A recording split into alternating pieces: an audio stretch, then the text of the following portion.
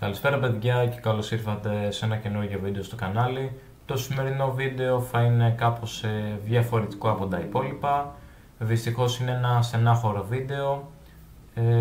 Το ελληνικό ποδόσφαιρο και γενικότερα ο κόσμος του ποδοσφαίρου βρίσκεται σε ένα μεγάλο σοκ αυτή τη στιγμή, καθώς ο ποδοσφαιριστής του Παναθηναϊκού και της Εθνικής Ελλάδος, ο George Baldock, δεν είναι πλέον μαζί μας. Βρέθηκε νεκρός στο διαμέρισμά του το βράδυ της Τετάρτης και συγκεκριμένα στην πισίνα του. Οι πρώτες εκτιμήσεις είναι ότι ο ποδοσφαιριστής πνίγηκε. Όπως και να έχει, όλοι είμαστε σε σοκ και εγώ ο ίδιος. Δεν μπορώ να το πιστέψω ότι αυτός ο παίκτης την Κυριακή έπαιζε στο μάτς του Παναθηναϊκού ενάντια στον Ολυμπιακό και τώρα ξαφνικά μαθαίνουμε ότι πέθανε. Πραγματικά δεν έχω λόγια. Το μόνο που έχω να πω είναι να αναπαυτεί η ψυχή του, να τον θυμόμαστε. Συλληπιτήρια στους οικείους του.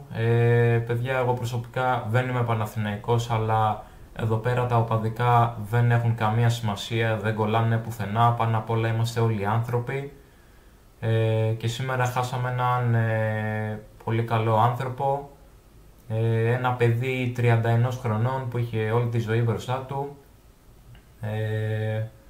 Πραγματικά δεν υπάρχουν λόγια, ήταν κάτι πάρα πολύ ξαφνικό. Η οικογένεια του Παναθηναϊκού έχασε ένα δικό της παιδί, έναν δικό της παίχτη, η Εθνική Ελλάδος το ίδιο.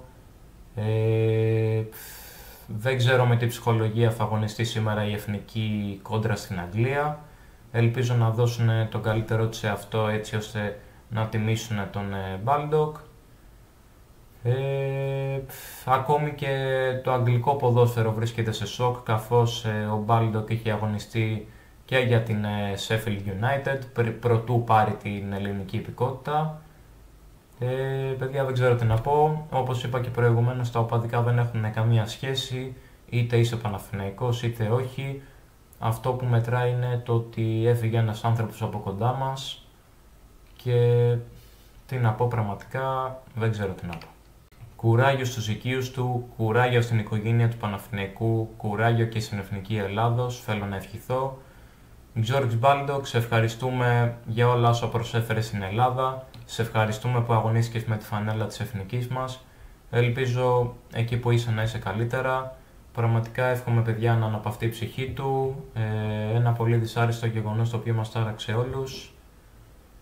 Πραγματικά ελπίζω να μην έχουμε ποτέ ξανά κάτι τέτοιο στο ελληνικό πρωτάθλημα και γενικότερα σε όλο το χώρο του ποδοσφαίρου. Είναι κρίμα να φεύγουν με αυτόν τον τρόπο νέα παιδιά. Πραγματικά δεν έχω λόγια. Αυτό ήταν το βίντεο. Αυτά είχα να πω. Εμείς θα τα πούμε σε ένα επόμενο βίντεο. Γεια σας.